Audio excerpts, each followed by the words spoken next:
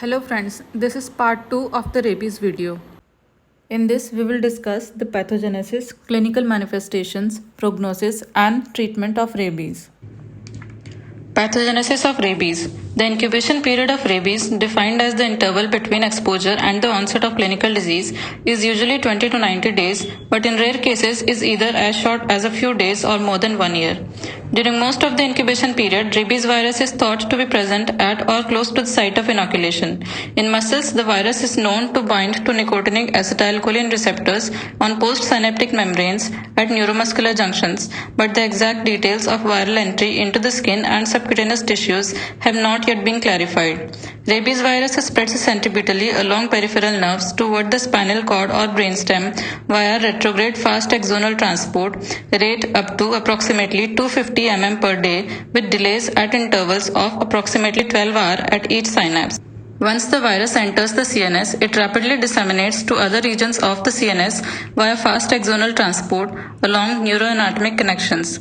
Neurons are prominently infected in rabies. Infection of astrocytes is unusual. After CNS infection becomes established, there is centrifugal spread along sensory and autonomic nerves to other tissues, including the salivary glands, heart, adrenal glands, and skin. Rabies virus replicates in SNR cells of the salivary glands and is secreted in the saliva of rabid animals that serve as vectors of the disease. There is no well-documented evidence for hematogenous spread of rabies virus.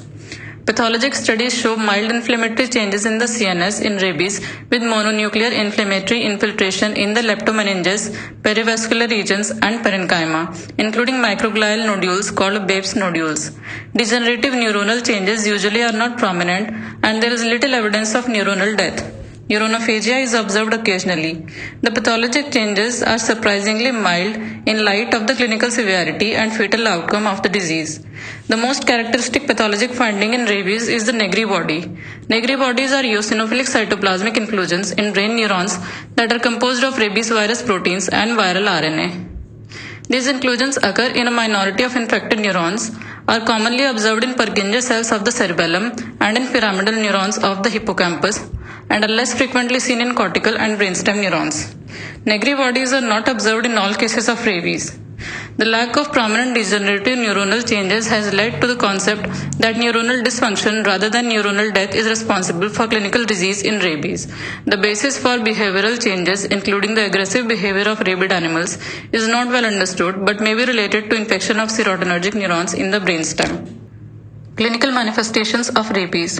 For rabies prevention, the emphasis must be on post-exposure prophylaxis initiated after a recognized exposure and before any symptoms or signs develop. Rabies should usually be suspected on the basis of the clinical presentation with or without a history of an exposure.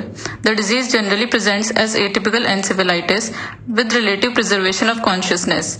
Rabies may be difficult to recognize late in the clinical course when progression to coma has occurred. A minority of patients, approximately 20%, present with acute flaccid paralysis. There are prodromal, acute neurologic, and comatose phases that usually progress to death despite aggressive therapy. Prodromal features. The clinical features of rabies begin with non-specific prodromal manifestations including fever, malaise, headache, nausea, and vomiting. Anxiety or agitation also may occur. The earliest specific neurologic symptoms of rabies include paresthesias, pain, or pruritus near the site of the exposure, one or more of which occur in 50 to 80% of patients and strongly suggest rabies. The wound has usually healed by this point, and these symptoms probably reflect infection with associated inflammatory changes in local dorsal root or cranial sensory ganglia. Encephalitic rabies. Two acute neurologic forms of rabies are seen in humans, the encephalitic furus form in 80% and the paralytic form in 20%. Some of the manifestations of encephalitic rabies including fever, confusion, hallucinations, combativeness, and seizures may be seen in other viral encephalitides as well.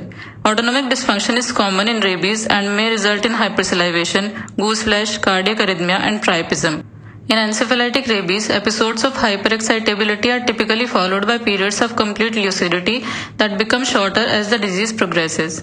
Rabies encephalitis is distinguished by early brainstem involvement, which results in the classic features of hydrophobia, involuntary painful contraction of the diaphragm, and accessory respiratory, laryngeal, and pharyngeal muscles in response to swallowing liquids, and aerophobia, the same features caused by stimulation from a draft of air.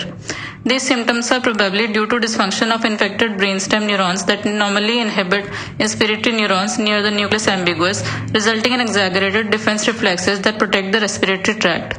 The combination of hypersalivation and pharyngeal dysfunction is responsible for the classic appearance of foaming at the mouth. Brainstem dysfunction progresses rapidly, and coma followed within days by death is the rule unless the course is prolonged by supportive measures. With such measures, late complications can include cardiac and/or respiratory failure, disturbances of water balance, syndrome of inappropriate antidiuretic hormone secretion or diabetes insipidus, non-cardiogenic pulmonary edema, and gastrointestinal hemorrhage. Cardiac arrhythmias may be due to dysfunction affecting vital centers in the brainstem or autonomic pathways or to myocarditis. Multiple organ failure is common in patients treated aggressively in critical care units.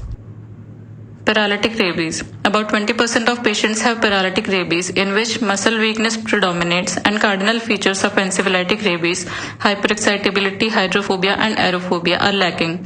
There is early and prominent flaccid muscle weakness, often beginning in the bitten extremity and spreading to produce quadriparesis and facial weakness. Sphincter involvement is common, sensory involvement is usually mild, and these cases are commonly misdiagnosed as Guillain-Barré syndrome. Patients with paralytic rabies generally survive a few days longer than those with encephalitic rabies, but multiple organ failure nevertheless ensues. Prognosis of rabies.